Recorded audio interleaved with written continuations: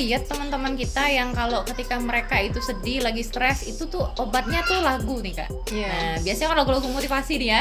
Langsung kayak udah disetel, apalagi lagu apa sih? Lagu apa sih yang sekarang sedang itu? Lagu Gea ya? Ya, lagu Gea. Menangislah. Aduh, cemprang suaranya. Menangislah. Kan kau juga menangis ya gitu lah pokoknya. Apalagi kalau kita punya masalah, kayak mewakili banget ya lagu kayak itu ya. apa, berada di suasana itu langsung terbawa gitu kan.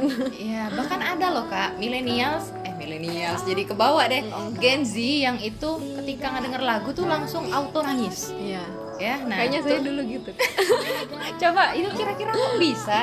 Apakah saking menjiwai atau saking masalahnya relate dengan lagu? Iya, kalau saya dulu kan maksudnya belum apa ya Kak ya? Belum hijrah lah gitu ya. Jadi kalau lagi galau-galau tuh emang enaknya denger lagu-lagu yang mewakili perasaan tuh kayak terhanyut gitu kan, kayak berasa ini lagu buat gue nih. Udah buat gue ini lagu. Jadi sampai nangis gitu Kak. Jadi memang aku itu mungkin ya. Iya. Tapi artinya kan kalau kita melihat ya Kak ya, bagaimana saat ini Gen Z itu memandang masalah, itu kan kayak memandang masalah itu kayak sesuatu yang besar banget, kayak sesuatu yang sulit untuk ditaklukkan, ya Kak ya. Nah, padahal kan kalau sebagai seorang muslimah itu kan punya pandangan yang khas ya memandang masalah. Nah, menurut Kak Nurpit nih, bagaimana seharusnya kita itu ketika menyikapi masalah? Karena kan salah kita memandang masalah, maka akan salah juga cara kita menyikapinya. Ya, kalau menurut Kak Nurpit sendiri gimana? Karena kan kebanyakan Gen Z ini dia nggak tahan dengan tekanan hidup. Ada ujian sedikit udah give up ya, atau udahlah down dia, sedown-downnya.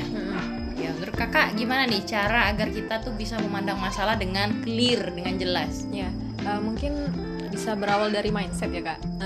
Awalnya kita punya maksudnya sudut pandang yang bagaimana dulu. Nah, jadi setiap masalah itu kalau kita udah punya prinsip atau sudut pandang hidup lah gitu ya. Nah, kita jadi setiap menyikapi masalah itu bisa tuh memandangnya kayak gimana.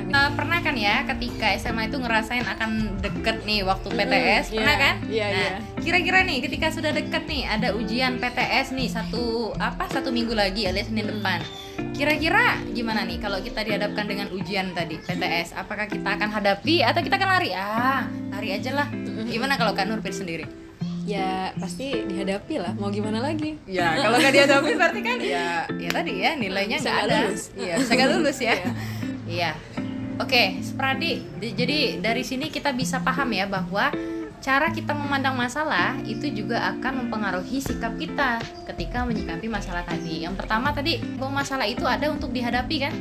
Ya, coba deh Kak Nurpit. Setiap orang yang itu diberikan nyawa ya oleh Allah itu kan tidak mungkin dia tidak akan diuji dengan yang namanya masalah. Ya. Nah, coba mungkin di sini ada orang hidup yang nggak punya masalah? Kayaknya nggak mungkin deh ya. Kak Nurpit sebagai Gen Z itu punya masalah sendiri ya, beda sama saya yang generasi milenial juga punya masalah sendiri. Tapi yang jelas dalam mindset seorang muslim, masalah itu ada untuk dihadapi.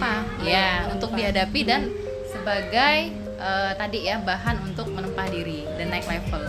Kak Nurpit pernah dengar nggak kira-kira Quran surat Al-Insyirah ya ayat 6, dan sesungguhnya bersama kesulitan itu akan ada kemudahan.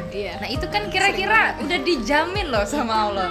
Kalau ada kesulitan pasti ada kemudahan. Oke, cakep. Jadi bicara tentang mental yang dimiliki oleh seorang Gen Z itu seharusnya harus punya nih mindset yang itu benar ketika memandang masalah ya Kak ya.